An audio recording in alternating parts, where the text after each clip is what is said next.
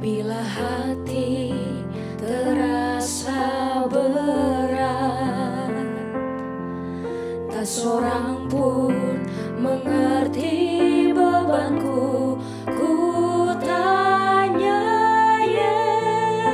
Yesus, apa yang harus ku buat? Dia berfirman, mari datanglah. Dia selalu pedulikan aku. Ku datang Yesus, Dia pikul segala bebanku. Sujud di altarnya, ku bawa hidupku. Ku terima anugerahnya, Dia ampuniku dan bebaskanku. Dia ubah hidupku, barui hatiku. Sesuatu terjadi saat datang di altarnya. Sesuatu terjadi saat datang di altarnya.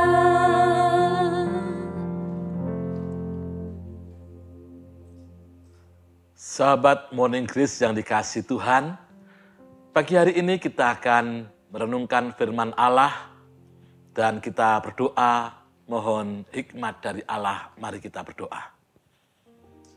Sesuatu terjadi saat kami datang kepadamu, itulah yang kami imani dan kami percaya dalam doa selalu ada pemulihan.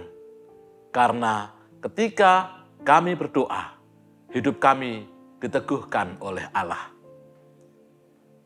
Mari Tuhan, bimbinglah kami untuk menjalani hari ini dengan anugerah-Mu. Semoga firman Tuhan menjadi sumber inspirasi dan kekuatan bagi kami semua. Dalam nama Tuhan Yesus saya berdoa. Amin. Sahabat yang dikasihi Tuhan, kita akan memperhatikan dari kitab Roma pasal 8 ayat 26, saya bacakan begini. Demikian juga Roh membantu kita dalam kelemahan kita. Sebab kita tidak tahu bagaimana sebenarnya harus berdoa. Tetapi Roh sendiri berdoa untuk kita kepada Allah dengan keluhan-keluhan yang tak terucapkan. Sahabat Morning Grace yang dikasihi Tuhan Yesus, kehidupan kita sehari-hari kerap menjumpai krisis. Dan ketika krisis melanda, kita berdoa kepada Allah. Kita percaya pemulihan itu akan terjadi. Itulah yang kita imani. Dan lebih dari itu sahabat-sahabat, sejatinya doa yang menjadi sumber pemulihan kita bukanlah sebuah cara untuk membujuk, apalagi memaksa Allah agar Ia membebaskan kita dari belenggu krisis. Bukan itu. Doa bukan seperti lampu Aladin yang kita gosok-gosok, di mana melalui tuturan-tuturan yang terucap oleh si pendoa pada Allah, maka semua akan terjadi seperti yang dikehendaki oleh si pendoa. Bukan itu.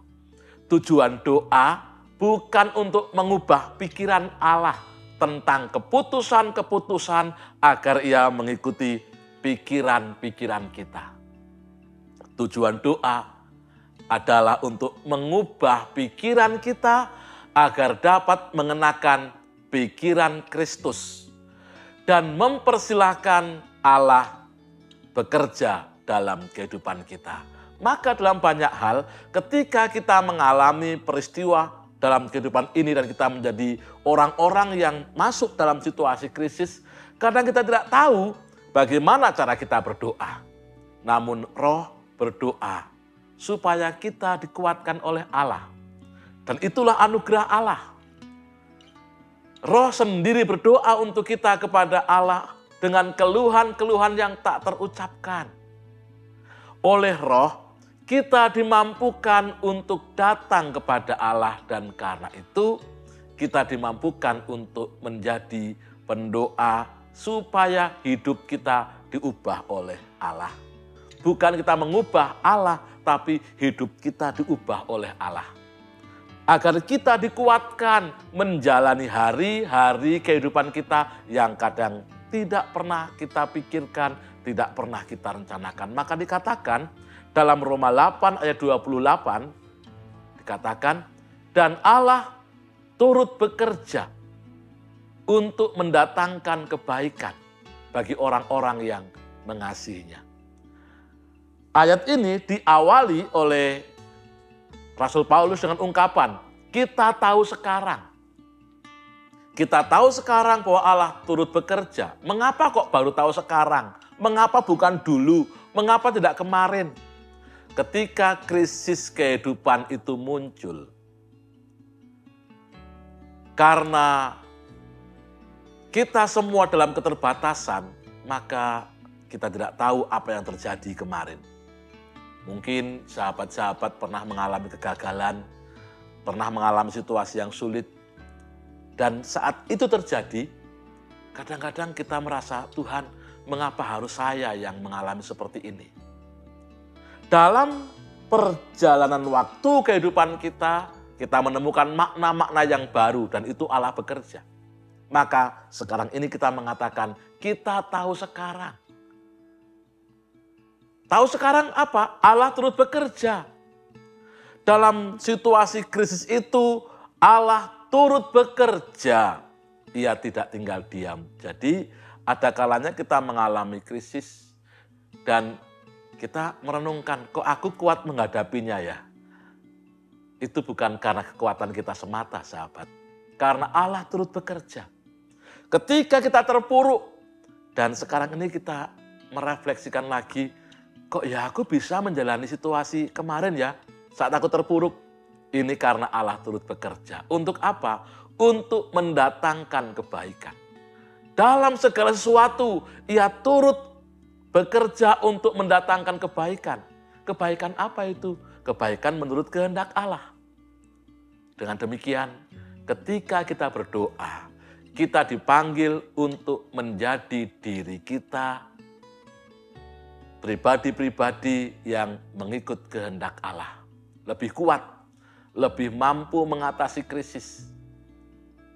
Ibaratnya, ketika kita berada di atas gelombang kehidupan yang kadang-kadang begitu kuat, kita tidak mungkin mampu untuk melawan gelombang itu. Namun kita berselancar di atas gelombang itu. Dan kekuatan itu diperoleh dari Allah. Ketika krisis melanda, tetaplah berdoa. Bahkan mungkin di saat kita tidak bisa berdoa sekalipun akibat krisis itu begitu kuat, tetaplah percaya karena Roh Allah sendiri berdoa untuk kita kepada Allah dengan keluhan-keluhan yang tidak terucapkan. Jalan hidupmu dengan penyerahan diri pada Allah dalam doa. Amin. Mari sahabat kita menyatu dalam doa. Terima kasih Tuhan, karena Engkau Allah yang turut bekerja untuk mendatangkan kebaikan. Pagi ini kami menghampiri altar-Mu, mengucap syukur kepada Allah. Allah yang menopang kerapuhan. Allah yang menopang kehidupan kami. Allah yang tidak pernah meninggalkan kami. Bahkan Di saat orang-orang yang kami kasihi meninggalkan kami, Engkau Allah tidak pernah meninggalkan kami. Terima kasih Allah untuk cinta kasih-Mu. Kami mau menyerahkan hari ini ke dalam pengasihan-Mu. Kami percaya Engkau turut bekerja mendatangkan kebaikan. Dalam nama Tuhan Yesus saya berdoa. Amin.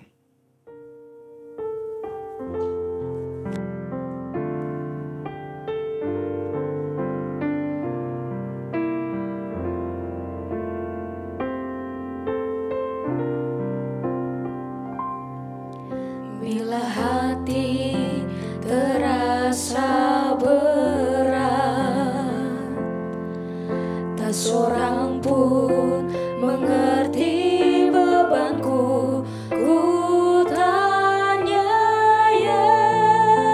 Yesus, apa yang harus ku buat? Dia berfirman, mari datanglah.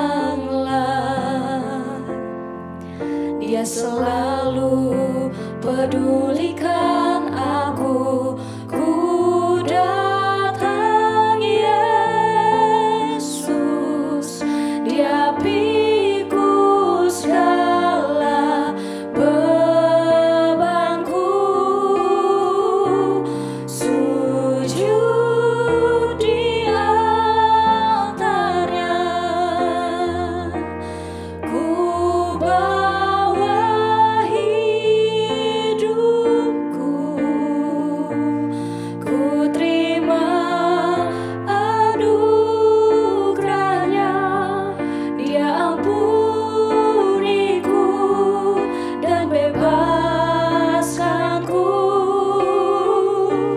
Dia ubah hidupku, barui hatiku. Sesuatu terjadi saat datang di altarnya. Sesuatu terjadi saat datang di altarnya.